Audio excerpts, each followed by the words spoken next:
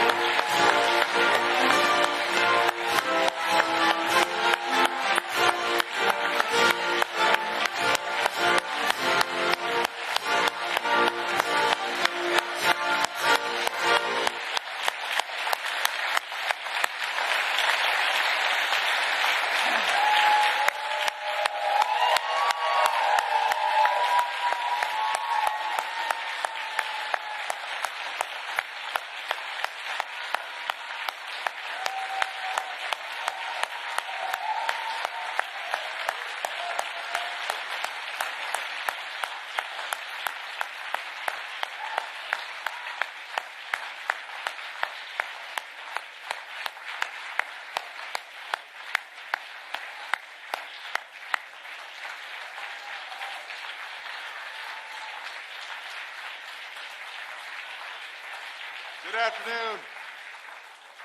If I didn't say anything, this would go on all afternoon, for good reason. Mr. President, it is an honor to welcome you back to the State Department. On day one of this administration, you shared a few things with me. You told me something that we long discussed, reminded me that American engagement, American leadership is essential. If we're not engaged, if we're not leading, you said, someone else is likely to be doing it, and probably not in a way that advances our interests or values. Or maybe no one's doing it, and then we're likely to have a vacuum filled with bad things before it's filled with good things. But the other thing you told me, Mr. President, was that there's a greater premium than ever before on finding ways to cooperate, to coordinate, to work with other countries if we're going to get done what we need to get done for the American people. And so you instructed me, you instructed all of us to get out there, to rebuild, to rejuvenate, even to reimagine our alliances and partnerships. And I remember what you told me then. You said, we don't know when this is going to make a difference, when we're going to need these friendships, these partnerships, but someday, some way, somewhere, they're going to be critical for advancing the national interest. And that's exactly what the men and women of this department have done. And we've been able to carry out that charge for two reasons. First, the people you see before you, and so many others who are out in the field at our embassies and consulates. You said when you came here 4 years ago that the leadership of diplomats of every stripe doing the daily work of government is essential, and they proved it. That daily work has become nightly work, 24/7, 7 days a week, hammering out agreements, jumping into action in crisis, creating opportunities for our citizens around the world, producing expert advice for you and your team at the White House. Everyone here knows this work can be tough. It's often not very glamorous, but it makes us stronger. It makes the world a better place.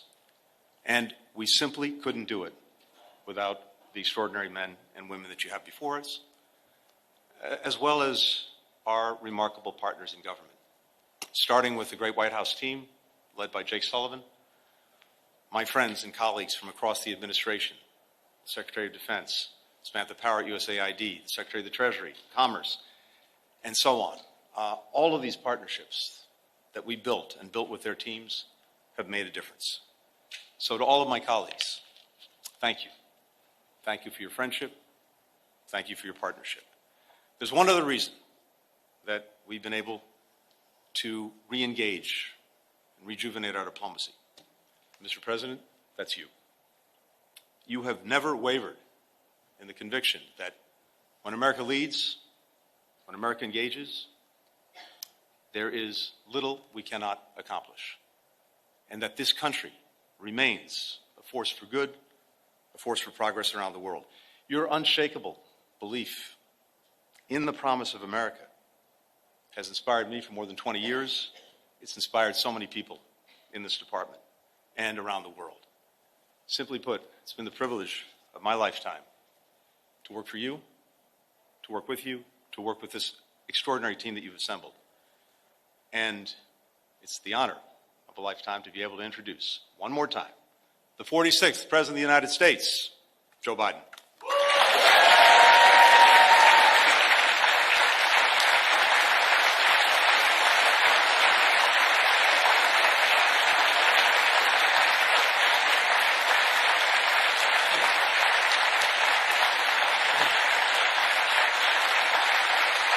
Thank you, thank you, thank you.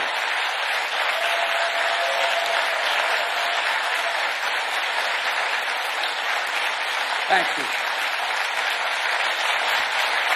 Thank you, thank you. Please, thank you. Thank you, thank you, thank you. It's good to be back at the State Department. Tony, if I may start by saying this, you're one of the finest men I've ever known in any undertaking, for one important reason. You have.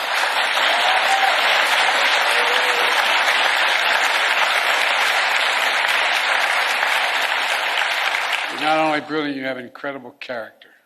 You have character. You have more integrity than almost anybody I know. Thank you for always sticking with me. Appreciate it. Folks, I'm grateful for his counsel and his friendship as well, but I also want to thank the members of my cabinet and the members of the Congress who are here today, and to all our diplomats, development experts, service members, and intelligence professionals. Many of the achievements we're going to discuss today were the result of your hard work, and that's not hyperbole, it's true. Thank you, thank you, thank you, thank you for your extraordinary service. I come here to the State Department to report on to the American people on the progress we've made in the last 4 years in our foreign policy and our presidency. I've said many times, we're at an inflection point. The post-Cold War period is over. A new era has begun. In these 4 years, we faced crises that we've been tested. We've come through those tests stronger, in my view, than we entered those tests. This is a fierce competition underway. The future of the global economy, technology, human values, and so much else. Right now, in my view, thanks to our administration, the United States is winning the worldwide competition. Compared to 4 years ago, America is stronger. Our alliances are stronger. Our adversaries and competitors are weaker. We have not gone to war to make these things happen. During my presidency, I've increased America's power at every dimension. We've increased our diplomatic power, creating more allies than the United States has ever had in the history of our nation. We've increased our military power, making the most significant investments in the defense industrial base in decades. We've increased the technology power, taking the lead in artificial intelligence and other technologies of the future. And we've increased the economic power, building the most dynamic economy in the world from the bottom up and the middle out, not the top down. In short, Kamala and I took office, our nation had become stronger at home, are stronger in the world. And now, America is more capable and, I would argue, better prepared than we've been in a long, long time. While our competitors and adversaries are facing stiff headwinds, we have the wind at our back because of all of you. This is what we're heading into. And over the next administration, that's what we're handing it to. Today, I want to lay out what we've done, the opportunities we've created for America, and those opportunities going forward. Today, I can report to the American people our sources of national power are far stronger than we were when we took office. Our economy is booming, although there's more work to do. Our technologies, from artificial intelligence to biotech, quantum, and to advanced semiconductors, they're the envy of the world. And we have made the most significant investments in America and the American workers since the New Deal. To rebuild our roads and bridges, our ports and airports, clean water systems, affordable high-speed internet, and so much more. To build American manufacturing, to make advanced semiconductors, which we invented here at home. We made the largest investment in climate and clean energy ever anywhere on Earth in the history of the world. spurring nearly $500 billion in private sector investment. We've also significantly strengthened the defense industrial base, investing almost $1.3 trillion in procurement and research and development. In real dollars, that's more than America did in any four-year period during the Cold War. This is going to ensure that we're fully equipped to fight and win wars, which is also the best way to deter wars in the first place. Today, I can report to the American people our alliances are stronger than they've been in decades. NATO is more capable than it's ever been, and many more of our allies are paying their fair share. Before I took office, 9 NATO allies were spending 2% of their GDP on defense. Now 23 are spending 2%. And look at the Indo-Pacific. We've made partnerships stronger and created new partnerships to challenge China's aggressive behavior and to rebalance power in the region. We did it, what few thought was possible, to build the first ever trilateral partnership between the United States, Japan, and South Korea. Then another among the United States, Japan, and the Philippines, drawing closer our Pacific allies to defend our shared security and prosperity. We brokered a defense pact known as AUKUS among the United States, Australia, and the United Kingdom, connecting the Atlantic and Pacific allies as only America is able to do. And we've taken the Quad to the next level. The United States, Japan, Australia, and India. When we had that first meeting, I was dumbfounded when they all called and said, "Can we do this at your house?" I think I'm kidding. My wife said, "No problem." It was during the UN meeting, and we thought we were going to do it in New York, but they wanted to do it in Delaware. I said, "Why?" He said, "We can know, then people will know we're really friends." Our democracy, with vibrant economies, working closely, security, supply chains, technology, and so much more.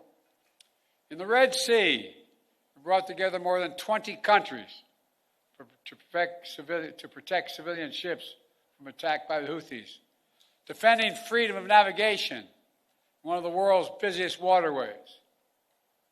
And we have strengthened partnerships all across the Americas, defending democracy, targeting corruption, addressing migration, increasing prosperity, and protecting Amazon rainforest, which captures billions of tons of carbon from the atmosphere every year. Overall, we've reinvigorated people's faith in the United States as a true partner. Today, I can report to the American people, our adversaries are weaker than were when we came into this job 4 years ago. Just consider Russia. When Putin invaded Ukraine, he thought he'd conquer Kyiv in a matter of days. But the truth is, since that war began, I'm the only one that stood in the center of Kyiv, not him. Putin never has. Think about it.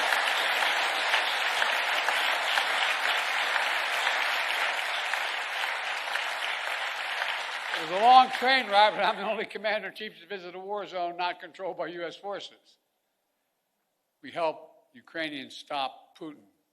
And now, nearly three years later, Putin has failed to achieve any of his strategic objectives. He has failed thus far to subjugate Ukraine, failed to break the unity of NATO, and failed to make large territorial gains. There's more to do. We can't walk away. We rallied 50 nations to stand with Ukraine, not just in Europe, but for the first time in Asia as well.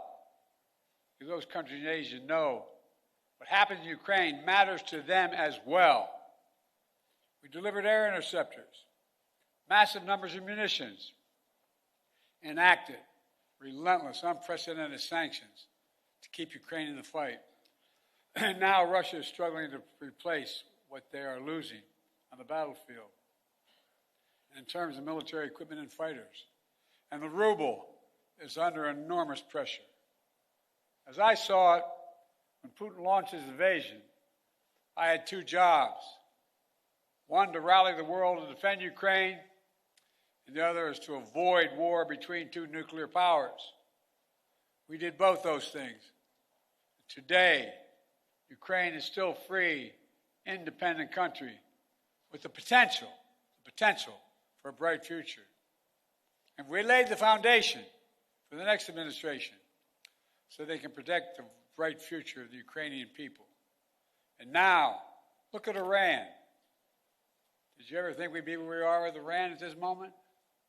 After those despicable attacks by Hamas on October the 7th, Iran directly attacked Israel twice with hundreds of ballistic missiles and drones.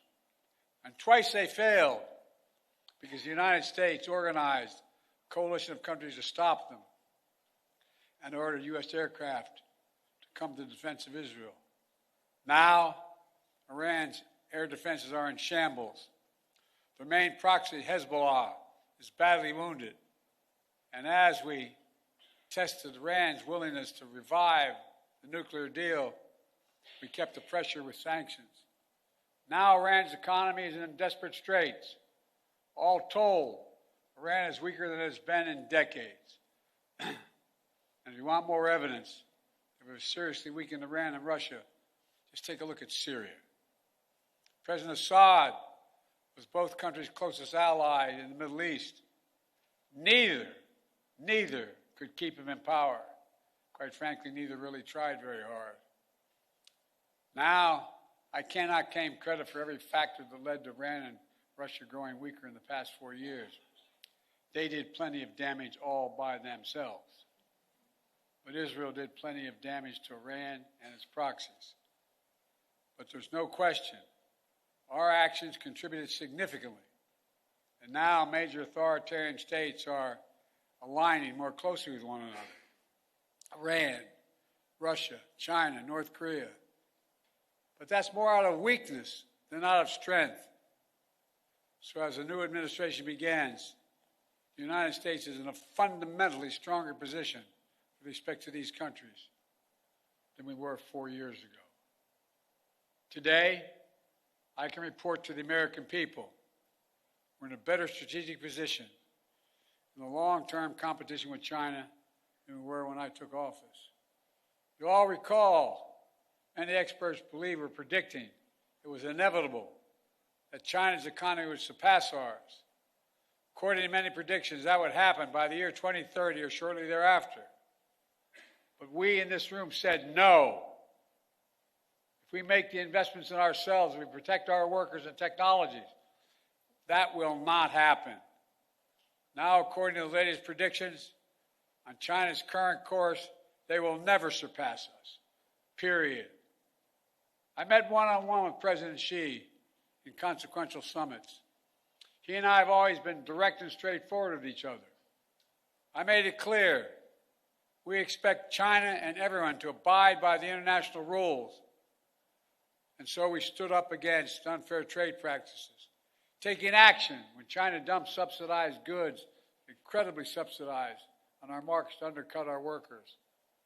We imposed target tariffs in critical sectors like cars, steel, and semiconductors, rather than across-the-board tariffs.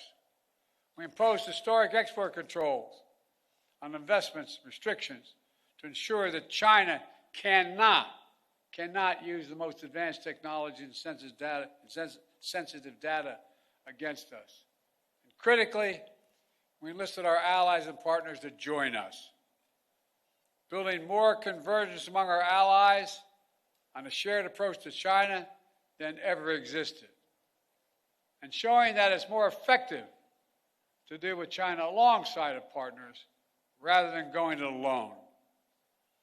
But even while we compete vigorously, we've managed our relationship with China responsibly, so it's never tipped over into conflict. We've created lines of communication between President Xi and myself, and between the leaders of our militaries, to avoid misunderstanding. We found ways to work with each other, to address climate change, to reduce the flow of fentanyl in the United States, which, by the way, overdose deaths are coming down across our nation. And in my administration, we've seized more fentanyl at our border in 2 years than the previous 5 years combined. Today, I can also report to the American people, we're the first president in decades who's not leaving a war in Afghanistan to his successor. But we've got bin Laden during the Obama-Biden administration. The primary objective of war had been accomplished. And I believe that going forward, the primary threat of al-Qaeda would no longer be emanating from Afghanistan, but from elsewhere. And so, we not need to station a sizable number of American forces in Afghanistan. So when I took office, I had a choice. Ultimately, I saw no reason to keep thousands of servicemen in Afghanistan. I think I have my schedule with me, and I keep on my, I don't here, I don't have, but I keep on the back of my card the actual number of dead and wounded that occurred in our longest war to remind myself. Keep spending hundreds of millions of dollars a day. We're no longer doing that. In my view, it was time to end the war and bring our troops home, and we did. I commend the courage of all those who served in Afghanistan. We grieve all 2,461 Americans who made the ultimate sacrifice in the longest war in American history. And I grieve those brave service members whose lives were lost during the withdrawal. We also thank those inside and outside of government who have done so much to help thousands of Afghan families resettle in the United States. Remember, critics said if we entered the war, it would damage our alliances and create threats to our homeland from foreign-directed terrorism out of a safe haven in Afghanistan. Neither has occurred. Neither has occurred. And our alliance has stayed strong. We've used our over-the-horizon capabilities to strike in Afghanistan and elsewhere when we had to. For instance, eliminating Zawahiri, the leader of al-Qaeda, who helped orchestrate the September 11th attacks. And we did it without putting more American boots on the ground. And by ending the war, we've been able to focus our energy and resources on more urgent challenges. There is nothing, I can tell you from my conversations with both Xi and Putin, nothing our adversaries and competitors like Russia and China would have liked more than seeing us to continue to be tied down in Afghanistan for another decade. For all those reasons, ending the war was the right thing to do, and I believe history will reflect that. And from the moment I entered office, I also worked to free as many Americans as possible being held hostage or wrongfully detained overseas. We brought home more than 75 Americans by last count. In some cases, it took months, even years of effort, like the prisoner swap with Russia over the past summer. Feat of diplomacy involving many of you and involving multiple countries who joined complex negotiations at our request. Another example of the power of our alliances. We did not have these relationships, those women and women would likely still be in prison. And finally, I can report to the American people that we restored our leadership in a range of other generational priorities. When I took office, we were no longer part of the International Climate Agreement. We announced on day one that we would join the Paris Accord, rejoin. And we've led by example. We've conserved hundreds of millions of acres of land and water, more than any president in American history, making investments in clean energy and convincing other nations to join us. Thanks to our efforts, the world has reached the goal of investing $100 billion every year in public and private funds to reduce greenhouse emissions, to drive down the cost of clean energy, to help developing nations adapt to climate change. Our administration has launched a transformative initiative to build high-impact infrastructure in developing nations. It's called PGI. You all know that better than anyone. This is our alternative to what China offers with its massive projects across Africa and beyond. But their approach features no workers' rights, no environmental protections, unmanageable debt, shoddy construction, all in exchange for military access to ports and other exploitative purposes. By contrast, we've leveraged $600 billion and unleashed the private sector to build an infrastructure in order to grow economies and combat climate change. As an example, I was recently in Angola to see a major project being built with the help of American public funding, which brought in even more private investment. We're building the first ever transcontinental railroad across Africa. It will significantly improve the economies of the region. Will help farmers transport crops in new global markets. Will transport critical minerals that are needed for electric vehicles and semiconductors. China used to control the supply chains in these materials, but not for long. Now, make no mistake, there are serious challenges the United States must continue to deal with. In Ukraine, in the Middle East, in the Indo-Pacific, must keep the pressure on the Houthis, who are attacking ships in the Red Sea, launching missiles at Israel, and firing at American forces. Must deter North Korea as they rattle their saber and draw closer to Russia. And new challenges will certainly emerge in the months and years ahead. But even so, it's clear my administration is leaving the next administration with a very strong hand to play. And we're leaving them in America with more friends and stronger alliances, whose adversaries are weaker and under pressure. An America that once again is leading, uniting countries, setting the agenda, bringing others together behind our plans and visions. An America which is no longer at war, which has made historic investments in American workers, American energies, American factories, generating the strongest economy in the world, which is now in a much better position to win the future against any competitor. These wins are not partisan. They're American. They benefit all Americans and reflect America's endless capacity for leadership and reinvention. Look, folks, the United States should take full advantage of our diplomatic and geopolitical opportunities we've created to keep bringing countries together to deal with challenges posed by China, to make sure Putin's war ends in a just and lasting peace for Ukraine, and to capitalize on a new moment for a more stable, integrated Middle East. To do that, the next administration must make sure the fall of Assad does not lead to the resurgence of ISIS in Syria and across the region. It must carry forward the commitment that America will never, never allow Iran to acquire a nuclear weapon. And on the war between Israel and Hamas, we're on the brink of a proposal that I laid out in detail months ago, finally coming to fruition.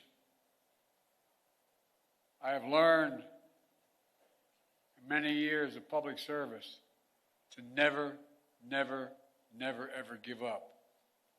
So I spoke to Prime Minister of Israel yesterday. I spoke to Emir Qatar today. I look forward to speaking with President Sisi soon. We're pressing hard to close this. The deal we have structured would free the hostages, halt the fighting, provide security to Israel, and allow us to significantly surge humanitarian assistance to the Palestinians who've suffered terribly in this war that Hamas started. They've been through hell. So many innocent people have been killed. So many communities have been destroyed. The Palestinian people deserve peace and the right to determine their own futures. Israel deserves peace and real security. And the hostages and their families deserve to be reunited. And so we're working urgently to close this deal. And as we deal with immediate challenges, in my view, we have to look to the future. I urge the next administration to carry forward two issues that have been central to my presidency and which shape the future, in my view. On artificial intelligence, we are in the lead, and we must stay in the lead. We must not offshore artificial intelligence. as he once did with computer chips and other critical technologies. AI has the power to reshape economies, governments, national security, entire societies. And it must be the United States and our closest allies that lead the way to ensure people's rights are respected, their safety is protected, and their data is secure. And likewise, clean energy transition will race ahead in years to come. I know some in the incoming administration are skeptical about the need for clean energy.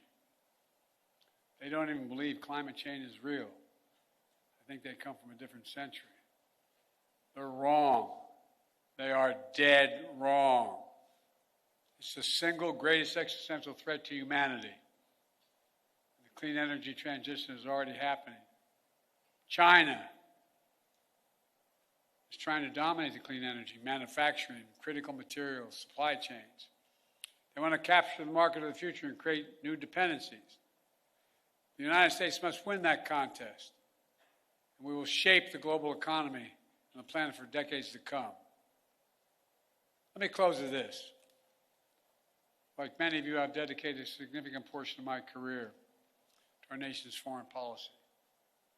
As chair of the Foreign Relations Committee as a senator, vice president for 8 years, and now president of the United States,